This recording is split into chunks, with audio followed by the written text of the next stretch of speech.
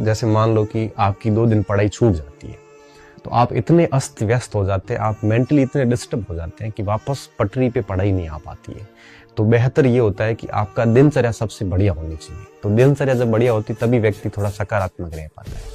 आप नोट करना, आप कहीं से 2 दिन चले जाओ कहीं पे, ठीक है, वापस तीसरे दिन आओगे ना तो आपको इतना बुरा फील होगा कि पता नहीं क्या कुछ खो गया है हमारा, और आप वापस उस रिदम में नहीं आ पाते हो। ठीक है, तो दिनचर्या जो है वो लास्ट 1 महीना बहुत ज़्यादा ज़रूरी होती है ठीक करनी। ठीक है, तो दिनचर्या को व्यवस्थित कैसे रखना है, तो सबसे पहली चीज़ ये है कि आपको आवागमन बंद कर देना चाहिए। आवागमन बंद कर दो, मतलब कहीं आना जाना नहीं अभी। क्यों?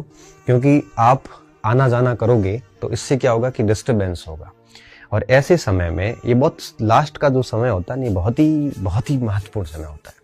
और ऐसे समय में अगर आप कहीं आओगे जाओगे, सामाजिक उत्सव सोशल वगैरह होंगे, तो आप मेंटली इतने डिस्टर्ब होंगे कि आप वापस गति आते आते 2-3 दिन और लग जाते हैं, तो 5-6 दिन का सीधा डिस्टर्बेंस हो जाता है। ठीक है, और लास्ट का 1 महीना, अब एक मिनट बड़ा महत्वपूर्ण होता है, तो आपका आवागमन बिल्कुल बंद हो जाना चाहिए। ठीक है, पहली बात।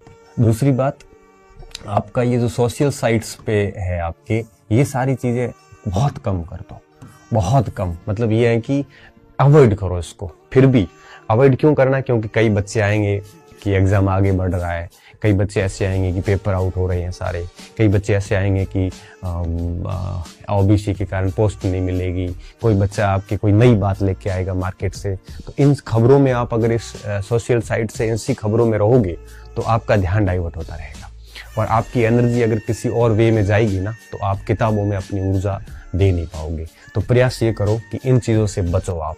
ठीक है, हालांकि थोड़ा बहुत देखो, आप बिल्कुल सोशल साइट से दूर हो नहीं सकते, लेकिन लिमिट कर सकते हो आप। कई सारे नोट्स आएंगे इस समय, कई सारी पीडीएफ घूम के आएगी कोचिंग्स की, कई सारी चीज़ें इधर उधर से आएगी, कोई काम की नहीं है। आप अपने मटेरियल पे विश्वास कीजिए और पढ़ते जाइए। इसलिए मैं कह रहा हूँ कि इन चीज़ों से अब बच के रहना। ये सारी ध्यान डाइवर्ट करने वाली चीज़ें। और जो अच्छे बच्चे हैं, जो बहुत गंभीर है, उन्होंने या तो इनको अनइंस्टॉल कर लिया है और या इनको लिमिटेड कर दिया है। मतलब दिन में आधा घंटा, 5 मिनट, 10 मिनट, 15 मिनट, इससे ज़्यादा नहीं। ठीक है, तो सबसे बढ़िया काम ये करिए ताकि आप अपनी दिनचर्या इससे प्रभावित होती है। सुबह उठते फ़ोन ऑन कर दिया, 15 से 20 मिनट कैसे इस फेसबुक यूट्यूब पे चले जाते हैं पता ही नहीं चलता है।